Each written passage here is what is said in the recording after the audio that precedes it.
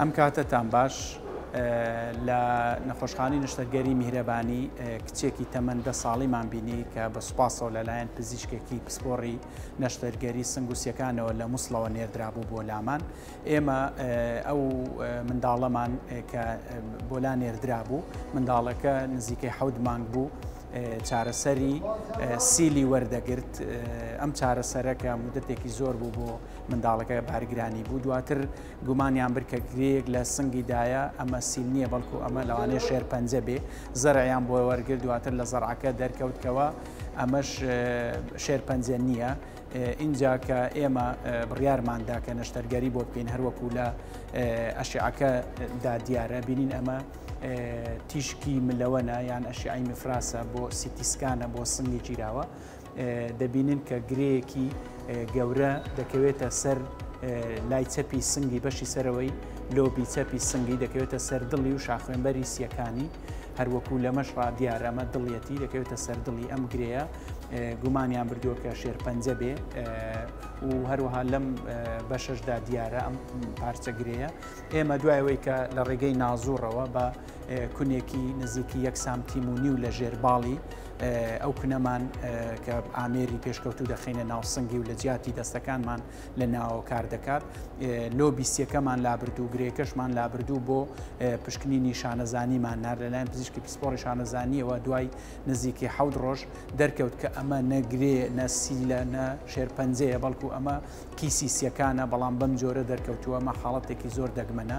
ئێمە ئەم جۆرە نەشتەرگەریانە لە ئێستادا لەسەر ئاستی عێراق ئەنجام دەدەین بە ئامێری زۆر پێشکەوتوو.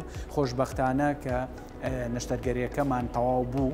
اینجا منداڵەکە لەژێر چاودێری ئێمە مایەوە بۆ ماوەی 4 ڕۆژ. دوای 4 ڕۆژ لەسەر چارەسەر دەرچوو.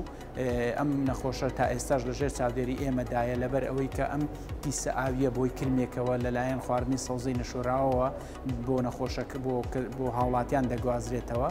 ئەو نەخۆشەمان کە تووشی بووە نزیکەی 3 مانگە لەسەر چارەسەر و لەژێر چاودێری ئێمەدایە. سوپاس بۆخوا، تەندروستی زۆر باشە بە هیوایەوەی کە نەخۆشەکانمان تەندروست باش بن و هەر لەش ساغ بن.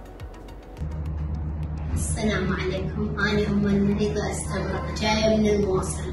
أنا بنتي كنت بالموصل راجع بيها قبل سنة، قالوا لي بيها عندها مرض تدرن، 6 أشهر تاخذ علاج مال تدرن وما صار زين، وكل أسبوع تدفن دم.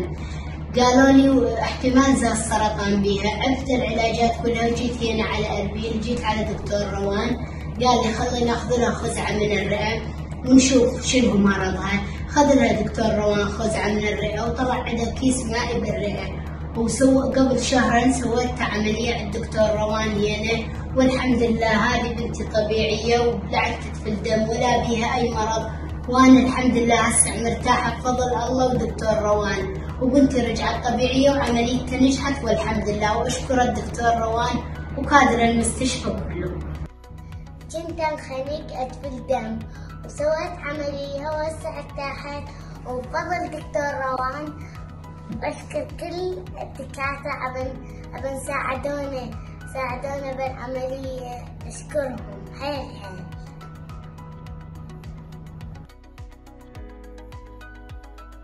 میهرەبانی، دڵسۆزی و لێزانی.